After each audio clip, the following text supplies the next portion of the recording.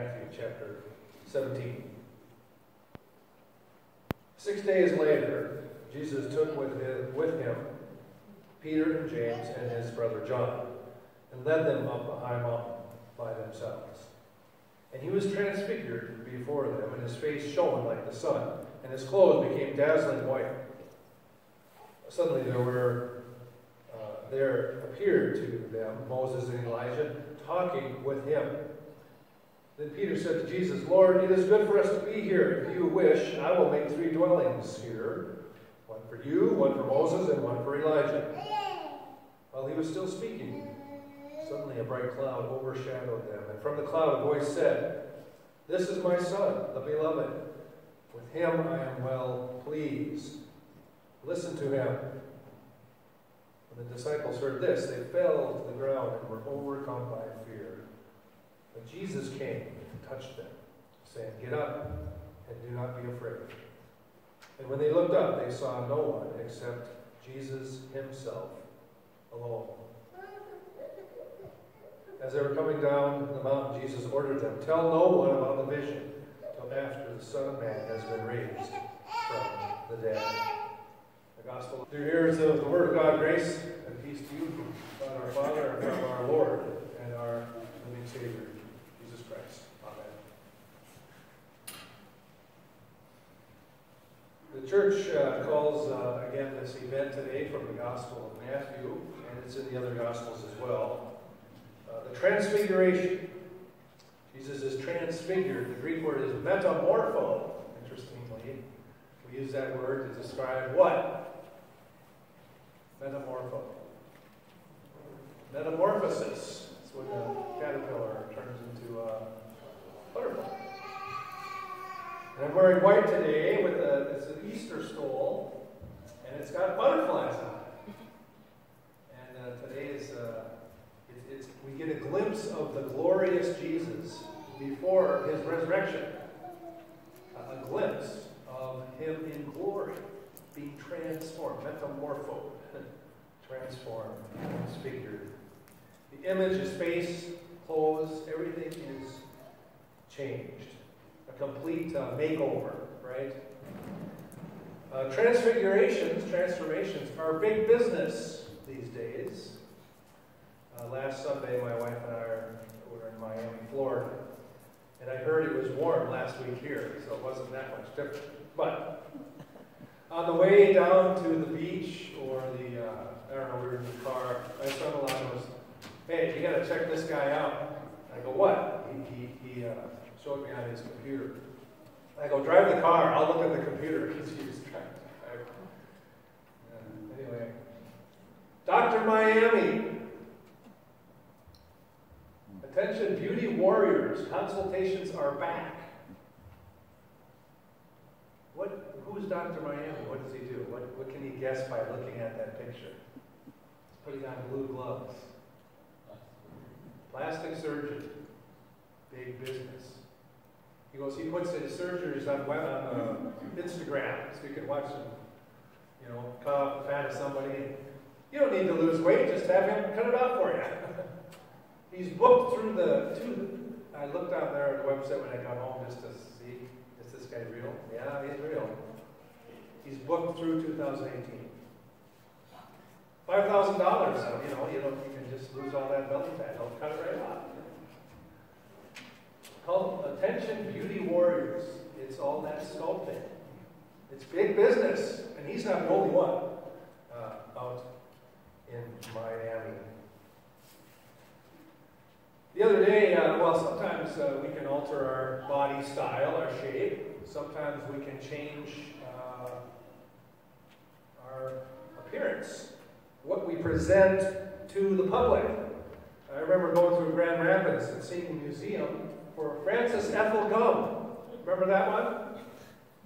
You've seen that one, for Francis Ethel Gum, also known as. Did you know that was her real name? Francis Ethel Gum. That was who she was born as. Well, she changed it to who? Judy Garland. And who's next to her? Toto. Okay, very good. You've heard of this guy. Oh yeah, you You can't miss him. Now again, this is a black and white photo, but you know who this guy is. All kinds of movies. He's got an interesting trademark. You can't miss it. Who is this guy?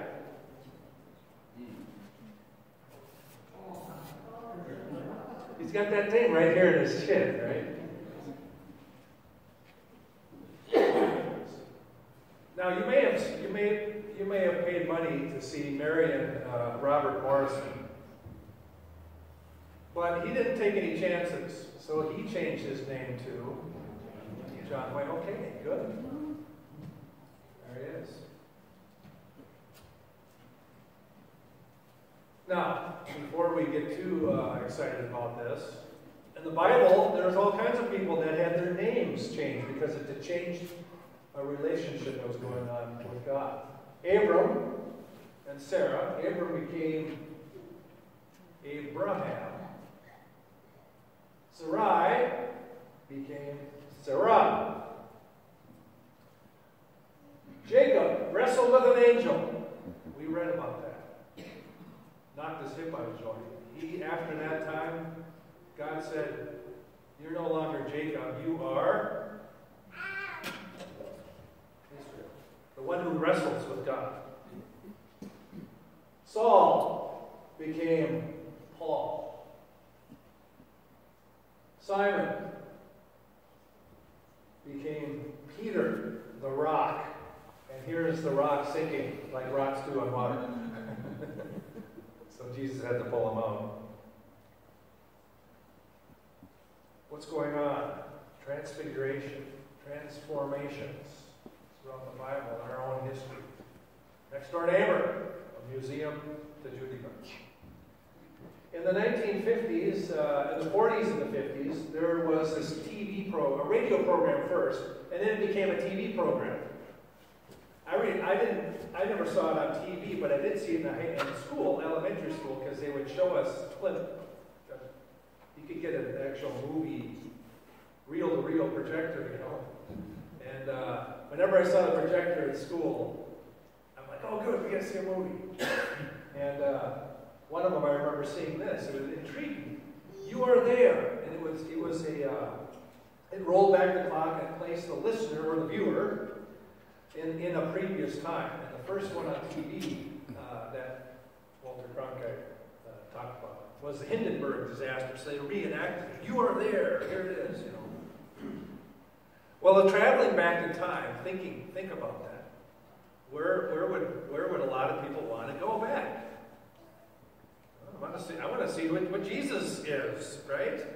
I want to go back to see Jesus face to face. And since Jesus would probably be quite different than our imagination of him, or this picture of him, right? The most famous picture of Jesus, by the way. 500 million copies of that. If we were to go back in time and see Jesus as he really was, it may shake our faith. What if he didn't look like this? Right? What if he didn't look like that? We might be disturbed a little bit. Meet our expectations.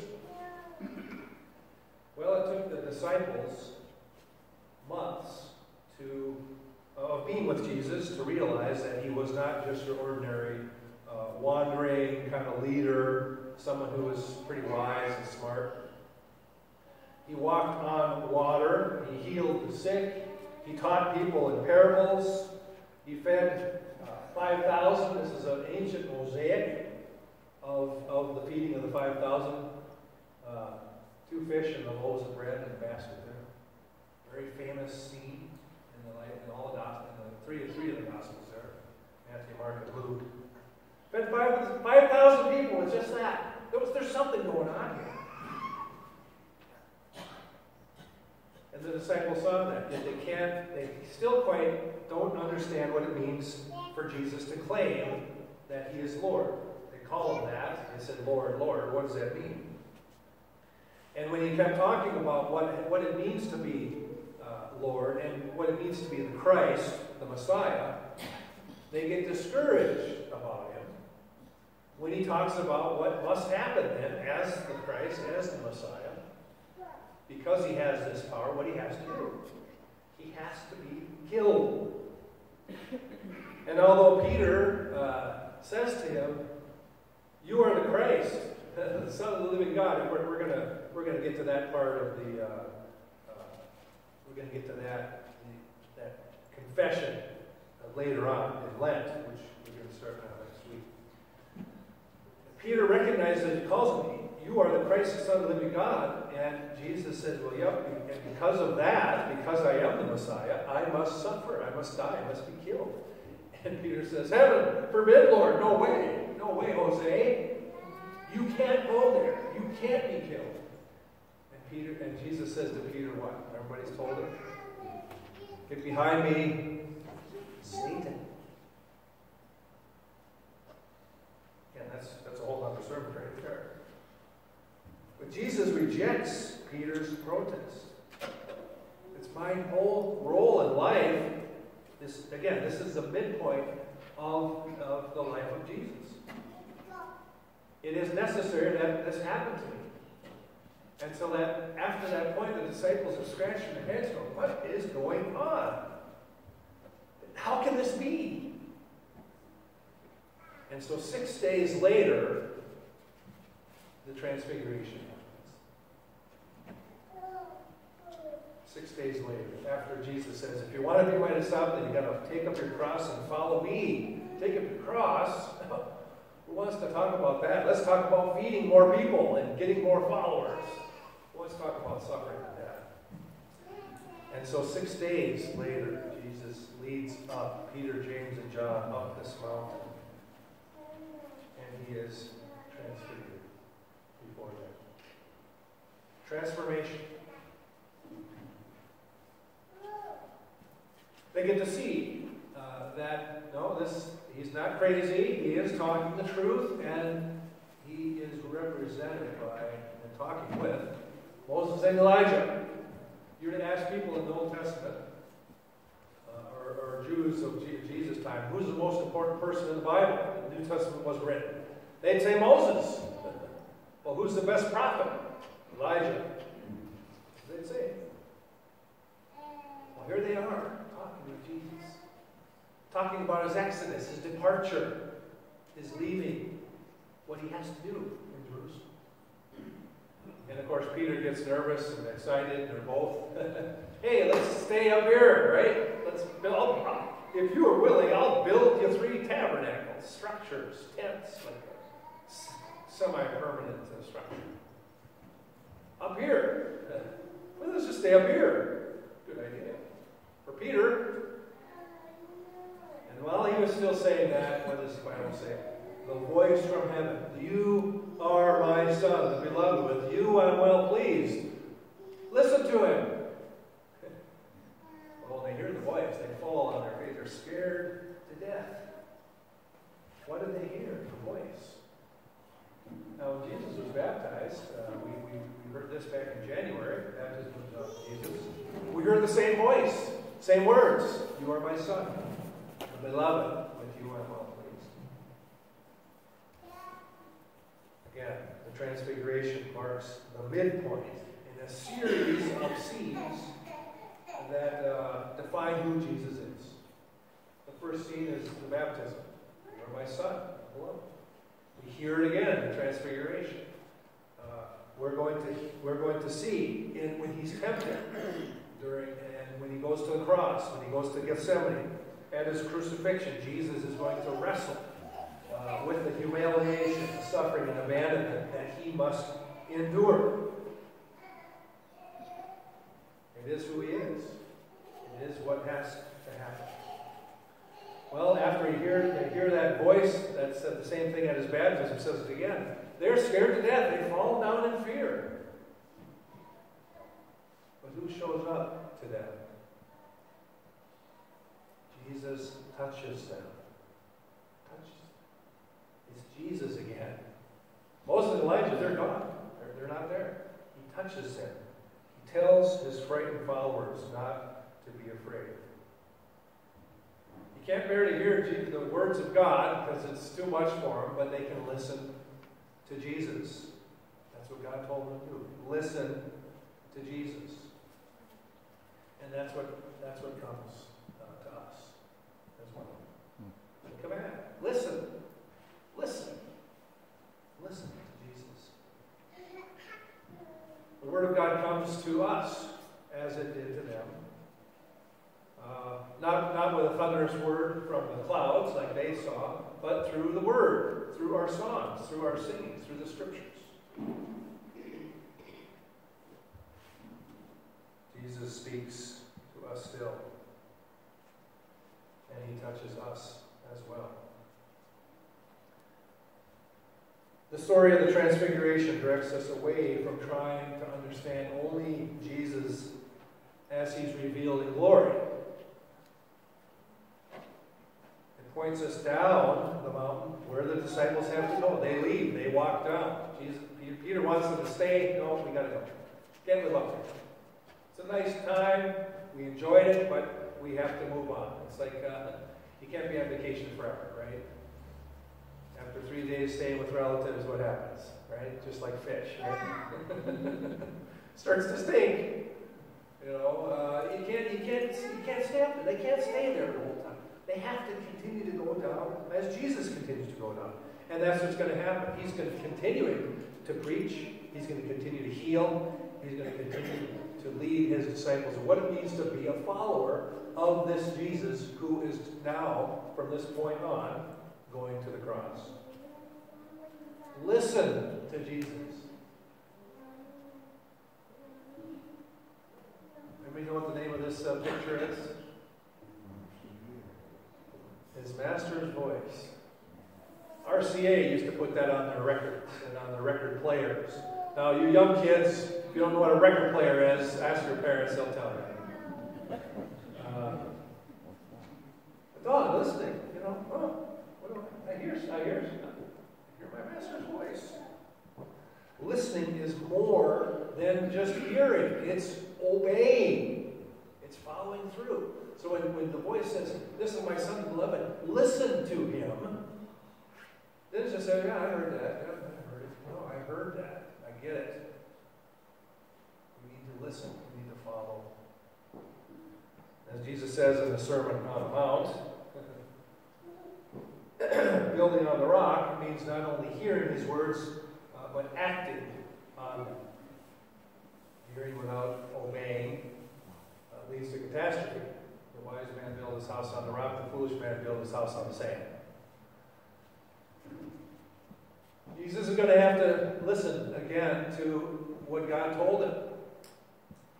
At Gethsemane, we're going to, on a Good Friday, that's what we hear. Who's with him? Peter, James, and John. Same three. As they were here today in the Gospel. They're there with him in Gethsemane. And it's the same struggle. He's got to go through it. And he will. He passes the test. They fall asleep. They flee. They desert him. But on the cross, on His passion, and in His resurrection, Jesus shows what it means to be obedient. What it means to listen to God have to say to Him. And He gives us an example as well. After the resurrection, Jesus appears to the disciples, and He ascends into heaven. And the angels come down and say, "What are you standing here looking up? This Jesus who went up, He's coming down. He's going to come back again. You've got a job to do, folks. He told you what to do. You'll be my witnesses in Jerusalem, Judea, Samaria, to the ends of the earth." He sends them down the mountain. He sends them out. He sends us down. He sends us from here out. Promising them, promising us that He will be with us. He will be with them always. We also are called to listen, to obey, because the promise of His presence, of His coming again, is with us as well. He is there. He is here. Thanks be to God. Amen. Okay. There we go. Let's confess now our Christian faith.